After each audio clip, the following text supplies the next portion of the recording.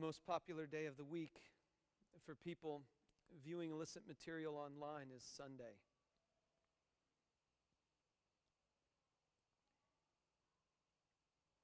There's something going on in the heart of our culture that expresses the reality of the growing use of the internet to view things that years ago would have been deemed completely outside the bounds of what is appropriate.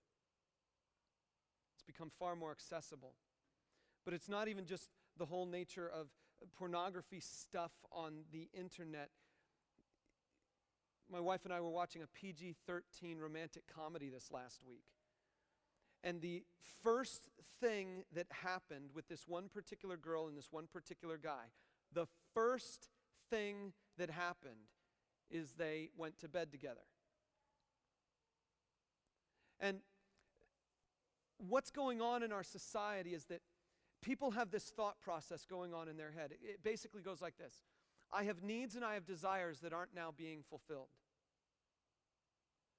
I can experience partial fulfillment by employing my imagination. I don't care if it's only partial fulfillment, at least it's now. And so there you go. Lust, viewing things online, it's all the result of a selfish heart that's trying to take a shortcut. The fastest way for me to get from my sense of needing something to my sense of beginning to feel it is to just lust for it, just to imagine it. The shortest path is to just imagine it. So lust comes from a selfish heart that wants a shortcut. But the sad thing is that when it comes to adultery, Jesus doesn't just talk about adultery from the standpoint of the state of your mind. He also talks about adultery from the standpoint of your behaviors and things that you've done.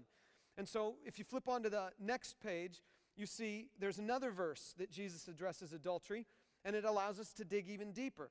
In Matthew chapter 5, we read this. Jesus says, "It's been said, anyone who divorces his wife must give her a certificate of divorce. But I tell you that anyone who divorces his wife except for marital unfaithfulness causes her to become an adulteress. And anyone who marries the divorced woman commits adultery." Now listen, I know that a large percentage of the American population is divorced. And I'm not trying to say that that's in any way worse than any other thing that we do to violate God's command.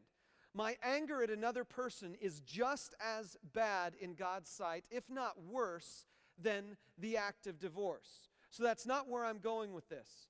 But what I'm trying to get at is that Jesus is trying to remind us of God's standards for sexuality. They go like this, okay? You might want to write this down. God's standard for sexuality goes like this: husband and wife united for life. And that's it. That's his limit. So, if I could be a little bit specific, I will say, if you have ever been with more than one person in your life, that violates God's standard for sexuality. That's it, period. So Jesus then says if a person gets divorced and then remarried, that's equivalent to the sin of adultery. But that doesn't mean we can point our fingers at people who've been divorced. That means we need to point our fingers at ourselves and say, wait a minute, if I've lusted, I'm guilty. If I've ever been with more than one person, I'm guilty. There's no hope here. I'm guilty. Yeah, we are. But the thing that's going on beneath the surface of our lives is this desire that maybe there's a way around the natural way God designed things to work. Husband and wife united for life. Maybe there's another way. Because quite frankly, the whole notion of husband and wife united for life is very inconvenient. I jotted down some thoughts here about the person who may be contemplating marriage or not getting married. This is the inner thought of a person before they end up committing adultery. To keep God's standard, I'll have to go through premarital counseling, read books, and spend 50 years with this same person. To spend 50 years with the same person, I'll need to go to marriage conferences. To spend 50 years with the same person, I'll need to make personal sacrifices. To spend 50 years with the same person, I'll have to read books on marriage.